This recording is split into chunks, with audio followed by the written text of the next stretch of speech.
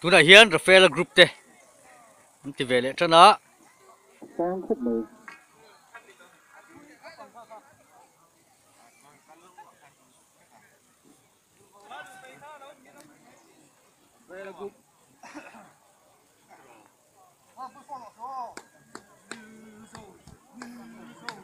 thôi à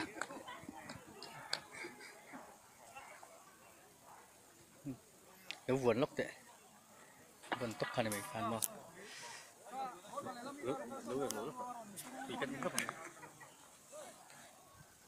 bạn đi khởi lại lên tản thấy chín không ạ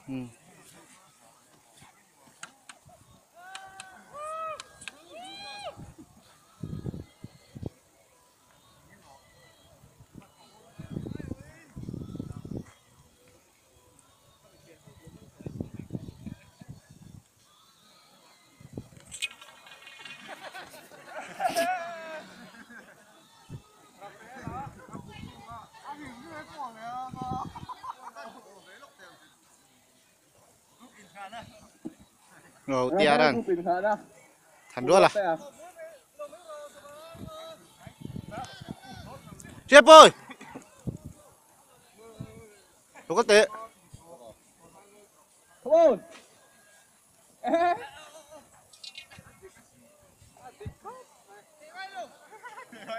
đâu có tệ pha đấu của men đồ lâu là tiền rồi lúc tệ ha mắm hồ đồ khối cả là khối các khổ về thôi các khổ về thôi lâu rồi có độ hello anh khô về sụp xuống ha các khổ lai lâu rồi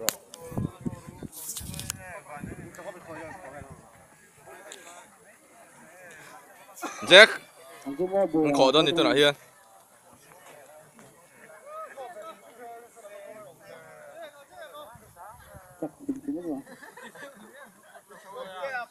cúp tê à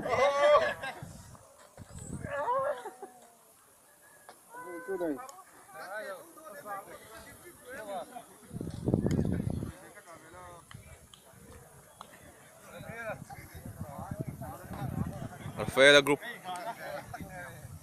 thằng phát rồi à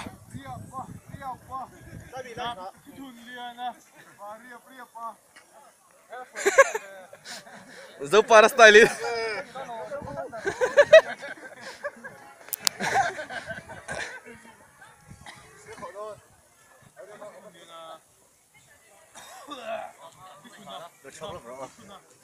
five minutes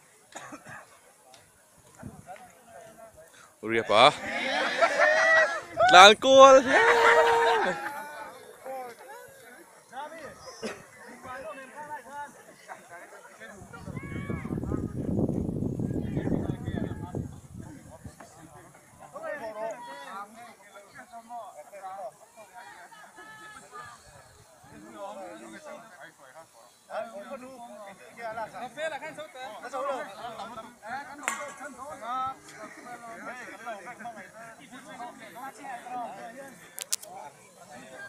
Sẽ khổ rồi sẽ về thôi mua cảm ơn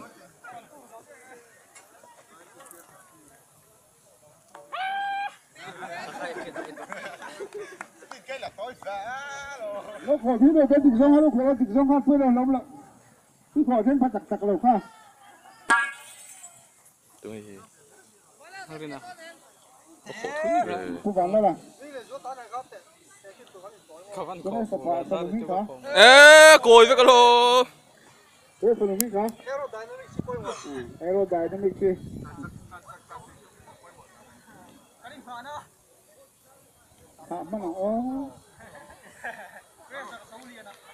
Jackie Chan Jackie Chan fall phô đây anh định giống hay là khổ phê là định giống không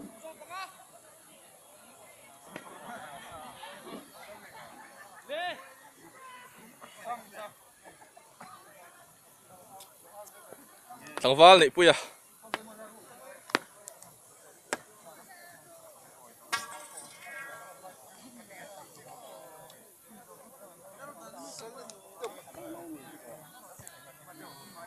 Oni sát khóc mẹ với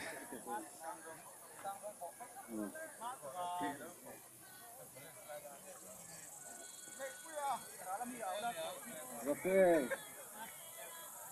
sang lằng thầy khóc mới Rafael group plan lâu mới president in thầy đôn mo President Rafael Group in Ghana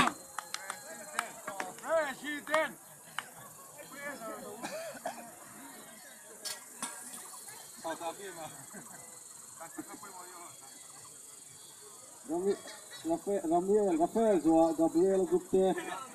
khổ liang President Rafael Group in Ghana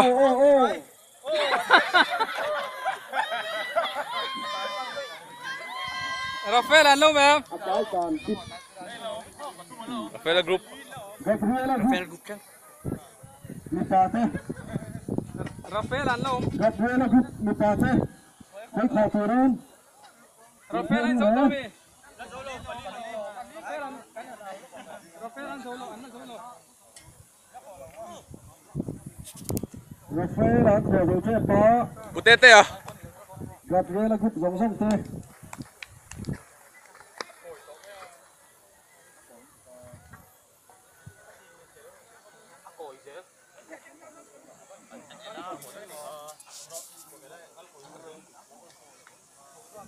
tu nó tu nghe thằng Văn phong này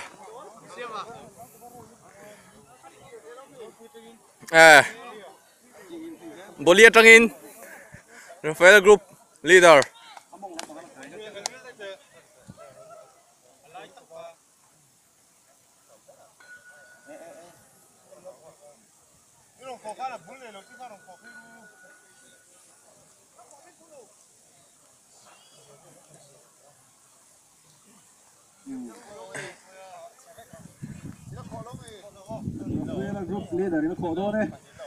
Rafael Group leader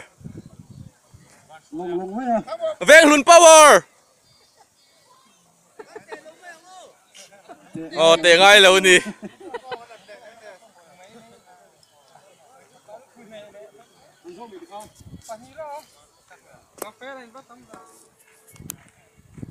anh tầm này tệ ra cái nồng chắc rồi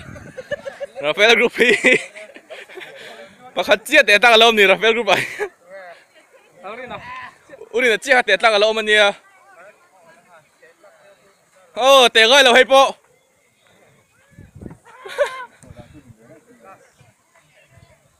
anh là tệ đấy nên bút này lâu nè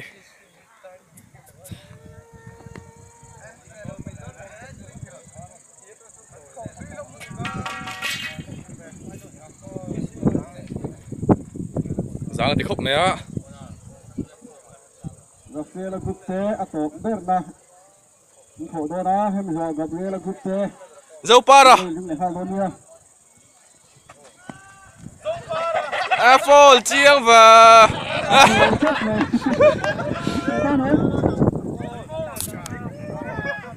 Rafael Group tên tu nào hắn khổ dầu chi á khổ thảo luận khóc mấy